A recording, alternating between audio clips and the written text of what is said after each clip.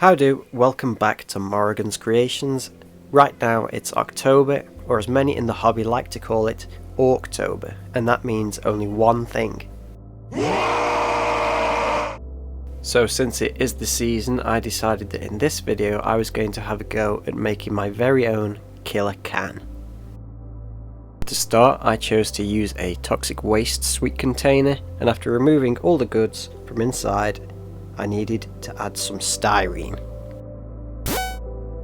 I'm going to add this bit to my bits box for a future video. Now I'm not the best with styrene, so you're going to notice this huge seam running along the back. Yeah, that stays there the whole time. I found this tea light in the bin, and I thought its guts would make for a nice hat for the Killa can. So I sanded it down and I glued it to the can using regular CA glue. I found this little thing on the floor, so I took it as a sign that I needed to add it to the build, as well as a squirt gun part, to add a little bit more detail to it. Now I have a fair few Scratchbuilding bits boxes, full of things that I've hoarded over the years, so I blindly stuck my hand into it like a contestant on Takeshi's Castle and pulled out this tank piece. This will be the shoulder and carry the whole weight of the Killa can's arm. Once again I stuck this on with CA glue, but with the added help of a bit of baking powder. Now I honestly couldn't tell you what this is, but it's going on.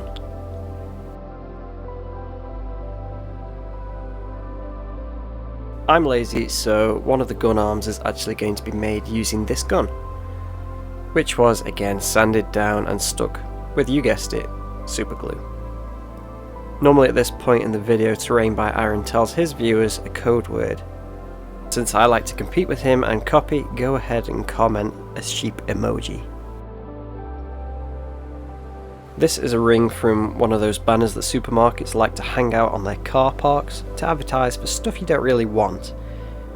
Before I stick it on though, I'm going to turn my attention to the other larger gun arm, which is composed of various dental and writing instruments, namely flossing picks and pen parts. I then went ahead and greebled it up with stuff I just found hidden in my carpet.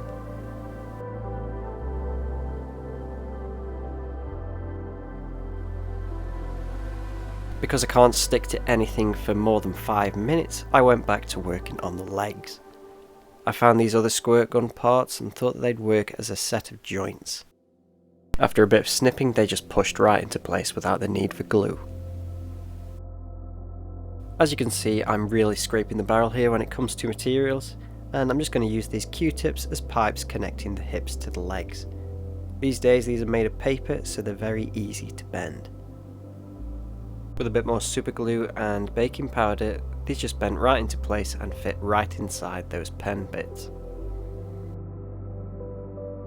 To help keep the build a little asymmetrical, as is typical for Ork builds, I wrapped some wires around one of the legs.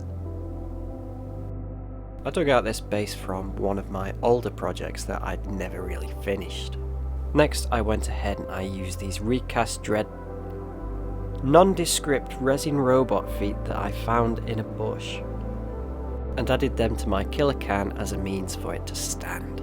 At this point in the build I ran out of CA glue, so I went with Terrain by Aaron's favourite, hot glue, and attached it to the base. Then mysteriously I found some more CA glue, hidden somewhere within the depths of my room, and I used that to attach randomly shaped bits of EVA foam and some bits of corrugated card to act as armour panels, added over time by the orcs to fix damaged areas of the can. I then added some teeth and some weapons to the already well armed can before wrapping everything with a bit of jewellery chain. I beefed up the legs with some snapped up model aeroplane kits to help it look a little less like a sparrow with a tin on its head. Once again I used chains as well as CA glue to hold it all together. Now you're probably looking at the bottom of your screen and noticing that this is quite a short video, and the reason for that is I'm not actually going to show how I painted this, because it's pretty much the same way that I painted the Undead Dreadnought. So if you haven't seen that video, I recommend you go ahead and go and check that one out. After adding a few final details, it's finally time to see the result. Let's go to the grand reveal.